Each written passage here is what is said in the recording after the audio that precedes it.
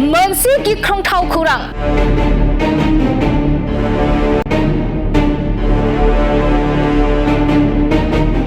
हा सिमानि सायाव रायज्लायनाय समाव गिख्रंथाव जाथाय सोमजिदों।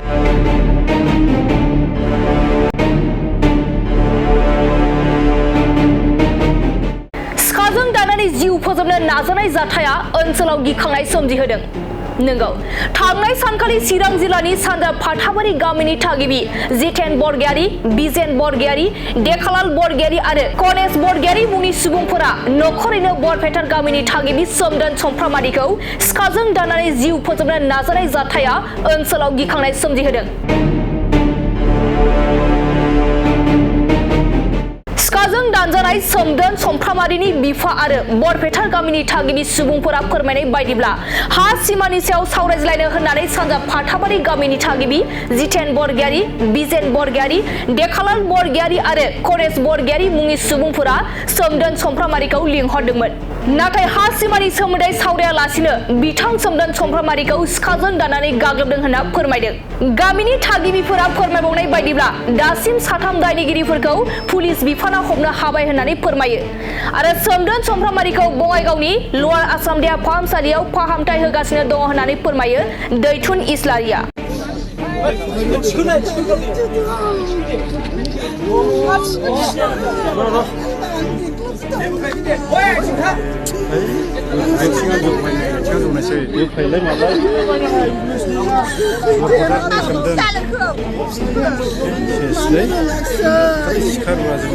बयबो हमदो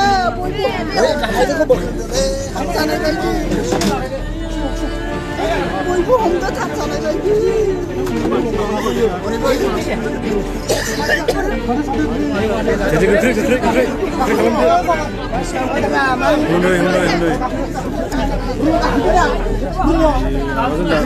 सिखाजों दाननायनि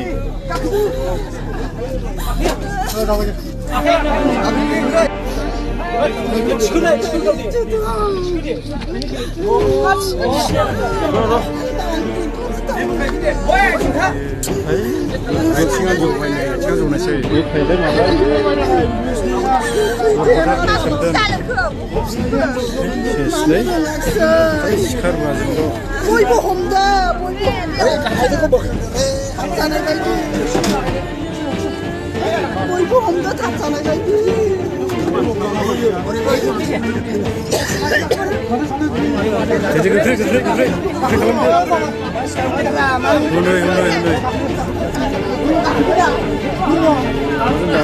सिखाजों दाननायनि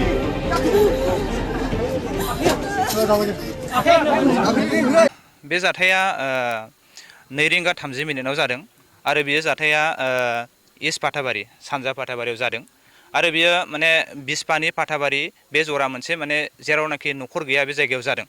स' बेवहाय जाथाय खालामग्राफ्रा माने ओरैबायदि जादों जाथाया बरपेटा गामिनि सोमदोन समफ्रामारि बिथांना बे जायगायावहाय माने हा दङ। हाजों लोगोसे बेवहाय माने बेना दंफांबो दंमोन आरो जिया दंफां। दा बे जिया दंफांखौहाय बै जायफोरनाखि दानदों बिथांमोना माने बिनि दंफांखौ फाननानै जादों। बे जाहैबाय 1 दाननि सिगांनो जानाय घटना। स' बेखौ लानानै बिसोरो माने दान्थे बिदान्थे जाबाय थादोंमोन। दा बेबायदिनो बिसोरो माने दिनैहाय सोमदोन समफ्रामारिखौहाय बै दानग्राफोरा लेंहरदों। माने गामिनि गावबुरा दङ, गामिनि रायजो राजा दङ, नों फै जोङो रायलायगोन होननानैहाय लेंहरदों। स' लेंहरनानैहाय बिसोरो बेयावनो माने बे दंफां आरो हानि थरख' बिथरख' जाबाय। थरख' बिथरख' जानायावनो नैबे दाननाय जाथाया जादों। स' दानग्राफोरा जाहैबाय जितेन बरगयारी, बेयो जाहैबाय बिफा आरो बिनिनो फिसाला बिजेन बरगयारी, बेनिफ्राय देखालाल बरगयारी बेयो फिसाला, बेनिफ्राय आरो सासे दङ गणेश नार्जारी, बे जाहैबाय बिसोरनि बिजामादै। स' बिसोरो गासैजों 4। दाहालागै माने पुलिस बिफाना 3खौ हमबाय, खिन्थु सासेखौ दासिमावबो हमनाय जायाखै। स' जोङो गामिनि जानानै बेखौनो गोख्रोङैहाय पुलिस बिफानखौहाय जोङो डिमान्ड खालामगोन जे गोख्रैनो सासे थाबावनाय जायनाखि बिथाङा जाहैबाय गणेश नार्जारी, बिथांखौ गोख्रैनो हमनांगौ आरो बेजों लोगोसे बे 4 कालप्रिटखौहाय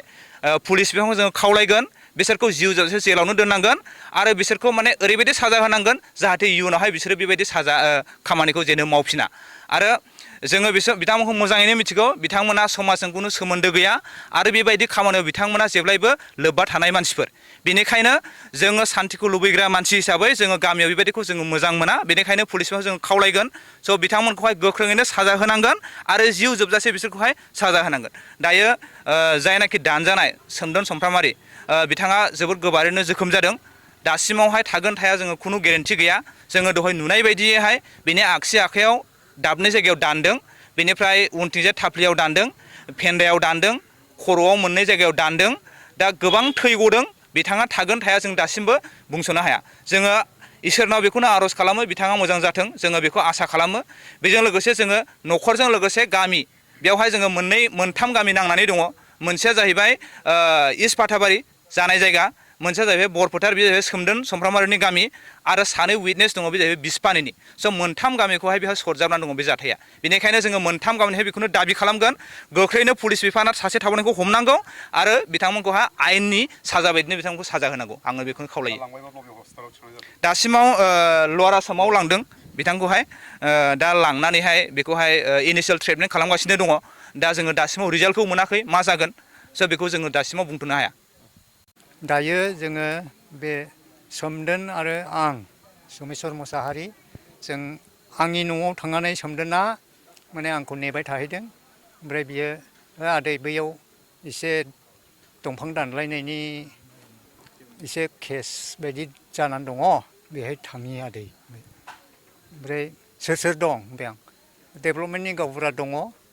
फाथाबारिनिफ्राय बेबायदि होननायखाय बिदिब्लालाय आंबो थांनायसै थौ होननानैहाय आं थांदों आरो ओमफ्राय थांनानैहाय थांब्ला बिसोरो साथामबो जमा दङ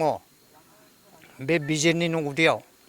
ओमफ्राय सहैबाय स्पटआव सहैनानैहाय थौ बिदिब्लालाय नायदिनि होनलायलायबाय आरोखि नायनानै जोङो दंफांसिम बागानसिम जोङो बे दंफां हाफायनायसिम जों सहैयाखै होमब्लानो बिसोरो बे नाथुवाया गावनि फिसालाफोरखौ सिगां होदों ओमफ्राय आंबो सिगां ओमफ्राय बिसोर सानैजों सोमदोनजों बिजों बिसोरो इयुनावहाय आरो इतिमध्य जोङो सिगांबाय ओमफ्राय बे खामानिया बिसोरो जालायलायबाय आरो दानबाय ओमफ्राय आङो ओरै खिबुजों नायहरबा बिसोरो दानलायलायबाय दाने दाननानैहाय आंबोथ' अभाब जाबाय गिबायबो आंबो सिखा हमखाय बानफिनबाय बियो दानखांनानै आंखौबोथ' दानखानायसो बियो होननानैहाय आं एरायबाय आरोखि जाथाया मा जाहोननि थाखाय जादों एक्सुवेलि मानो जाया बे बिनि हा दंहैयो सोमदोननि ओमफ्राय बिसिनिबो हा सिमना दंलायलायो आरो सानैजों सिमना सिनलाय ओमफ्राय बिसोरबो गय गायबाय सोमदोनाबो गय गायबाय दा बे सिमनायाखौबो बिसोरो मिलायलायनोसो होननानै सोमदोना बुंदोंमोन आरो बिसोर साबेसे दंमोन बिसोर साथाम सोर फिसा फिसा दानजाग्राया मा नाम ओमफ्राय दानग्राया मा नाम दानजाग्राया सोमदोन बरगयारि समफ्रामारि ओमफ्राय दानग्राया जितेन बरगयारि इस्ट फाथाबारि दानजाग्राया बरफोथार जाथायखौथ' आङो खाथियाव थांनाय नुहैस्लाबनाय जायाखिसै गथिखे आं साइकेलजों थांदोंमोन थांनायाव आंथ' जाथायखौ नुहैस्लाबनाय जायाखिसै गथिखे उनाव थाङैनो आं एसे लेट जालांबाय जाथायाव बे जोंनि हा सिमा बिस्रा दानग्रोबाय सिगां जोंनि दंफां जिथुनाखि गेजेराव फैनानै दानफैदों थब्रै थबा जिसुनु मुसुजों बिसोर फाना जाबाय आरोखि बिनि थाखायनो माने रायज्लायनो होननानैसो लिंहरदोंमोन आं फिसालाखौ बे जाथाय जादों आरोखि दा एक्सनाथ' माथो खालामनो गोब्राबैनो एक्सन लानांगौ जाबाय